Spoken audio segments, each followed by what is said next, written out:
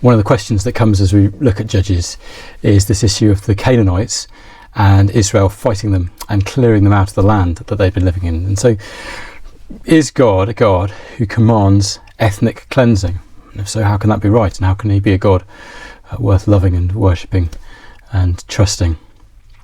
Well, there's loads to talk about there, and we're not going to be able to get into all of it, but here are just a few thoughts as we begin the book of Judges, just to help us. First is that I think it's helpful for us to think not in terms of ethnic cleansing, but ethical cleansing. And what I mean by that is that the issue here is one that's about morality rather than skin colour or background.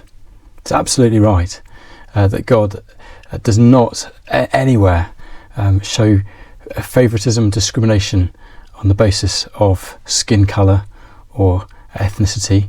Every single person is made in his image, wherever we are from and whatever our skin colour or language. The Bible begins with two people in the garden, and from them everyone is made, and it ends with a new creation filled with people from every nation, tribe and tongue. That's how the Bible sort of book ended. And as we think about that, we're all God's creatures, and we're all tenants, if you like, in the land that he's given to us. We're all accountable to him. And so when we sin against him, which we all do, then that leads us into a broken relationship with him and with others and with his world. And that's a serious situation. And God will bring us to account for that. And so what we have in the book of Judges is the day coming when God's bringing the Canaanites to be accountable for the way that they've lived. We're told in Genesis 15 that the full sin of the Amorites was going to come sort of to blossom, if that's the way, but the opposite of blossom, to full rottedness, compost, terribleness in 400 years' time. And God was going to give the land to Israel at that point. It was going to be a gift to Israel, and it was going to be a judgment on the nations. So Israel were coming and initiating and bringing God's judgment against the nations the Canaanites in the land.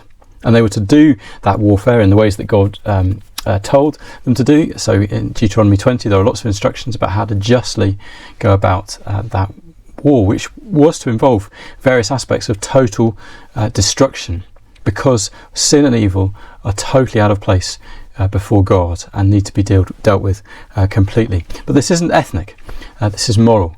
And so later on, when Israel become really like the Canaanites and live in the land and sort of repeat the same pattern, God brings nations to remove them from the land and to bring judgment and his justice against them as well. You see, God doesn't show favouritism in the ways that we rightly see it as being problematic and immoral.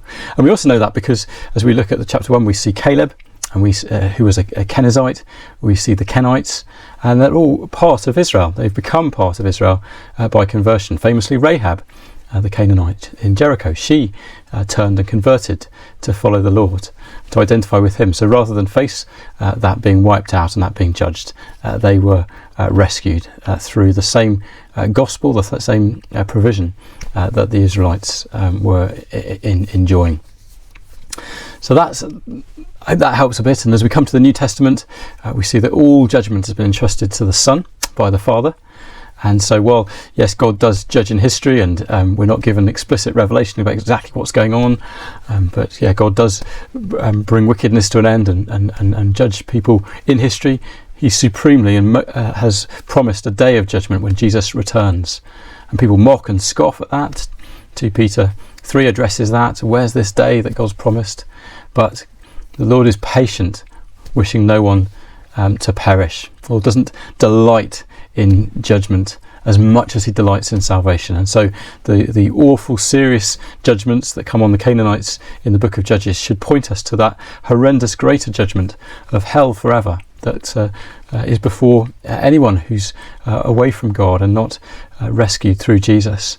But the offer is open today for anyone from any background, from any culture and nation, to come to Christ and to have life. So this problematic question should lead us to see Christ and to rejoice in his salvation all the more.